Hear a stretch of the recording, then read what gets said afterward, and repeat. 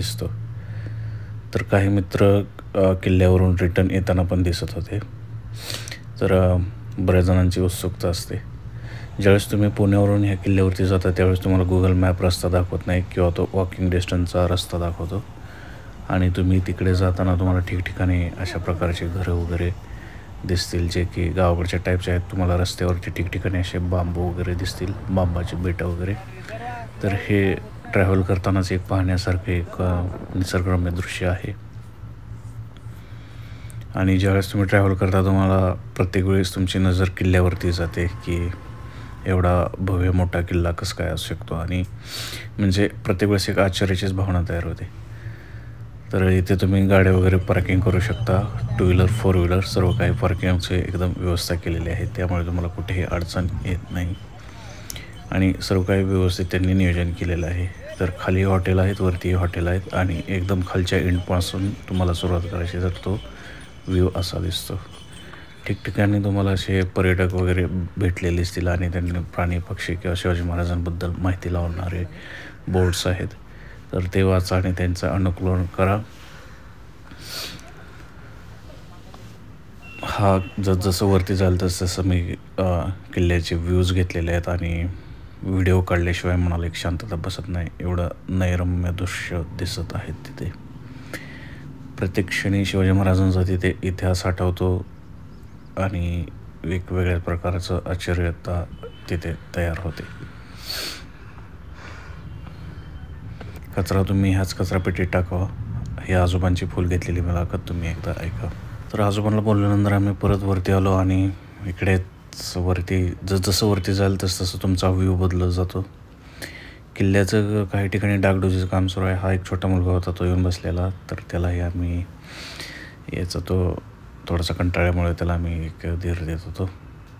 हे वरती किल्ल्यावरती आलो तर इथून तुम्हाला एक एंट्रीचं गेट मिळेल. त्या दरवाजाचं नाव काहीतरी आहे, मला लक्षात राहीना, पण मी सांगेन. इथून तुम्हाला असा व्ह्यू दिसतो किल्ल्याचा. आणि इथे अशा ठिकठिकाणी खिडक्या आहेत की ज्या खिडकीतून एकदम वारं वाहतं दिसतं आणि तिथून हवा खेळती वगैरे राहते. किल्ल्यावरती बरेच ठिकाणी मला काही माकडे वगैरे दिसतील तर त्यांना पण तुम्ही खाऊ वगैरे द्या व्यवस्थित.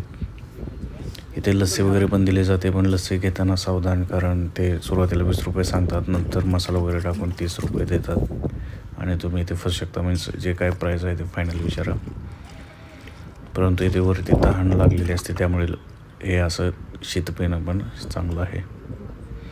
रात्री टेंट करून आलेले आहेत तर बरेच आहेत. इथे 30-40 टेंट कमीत कमी होतात आणि सर्वजण एकदम व्यवस्थित असतात आणि इथे मजा पण येते. तुम्ही टेंट हाताळताना एक काळजी घ्या की तो टेंट जिथे खूप वारा वाहत नाही त्या ठिकाणी लावा, नाही तर तुम्हाला खूप थंडी लागेल आणि तुम्ही झोपू शकणार नाही. तुम्ही मंदिरातही राहू शकता. आणि तिथे जर तुम्ही मॅगी वगैरे तर काय बनवत असाल तर तेही बनवू शकता, परंतु नासधूस अजिबात करायची नाही. हे असे काही टेंट दुसरीकडे लावले होते.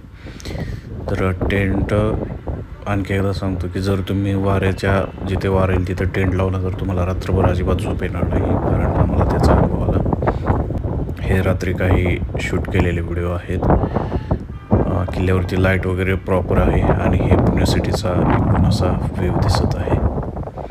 तर टेंटचा एक अनुभव खूपच मस्त असतो, परंतु जर तुम्ही वाऱ्याच्या दिशेत जर हा टेंट लावला, हे 2 टेंट तसे आहेत, त्यातला एक आमचा टेंट होता, तर आम्हाला रात्रभर झोप आली नाही आणि खूप थंडी वाजली. डिसेंबरच्या महिन्यात गेलं होतं. तर इथे एक आजोबा आलेले आहेत एकदम किल्ल्याच्या टोकावरती, एकदम वरती बाली किल्ल्याच्या तिथे. तर इथे काही माकडे खाण्यासाठी वाट बघतात. तर आजोबांना म्हणलं पाहिजे की ते एवढं मोठं पाण्याच्या बॉटल वगैरे तर एवढं सर्व काही घेऊन वर आलेले आहेत. तर इथे आहे देवी मातेचं मंदिर आणि वेगवेगळे मंदिर आणि मूर्ती तुम्हाला किल्ल्यावर 3 ठिकाणी बघायला मिळतील. तर एक बाल्य किल्ल्यावरती पण सर्वात वरती मंदिर आहे. तर इथे बरेच जण जे काही किल्ल्यावरती आलेले असतात ते इथं रात्री झोपतात म्हणजे व्यवस्थित. तर तुम्ही इथे झोपू शकता आणि व्यवस्थित आरामदायी झोप होऊ शकते.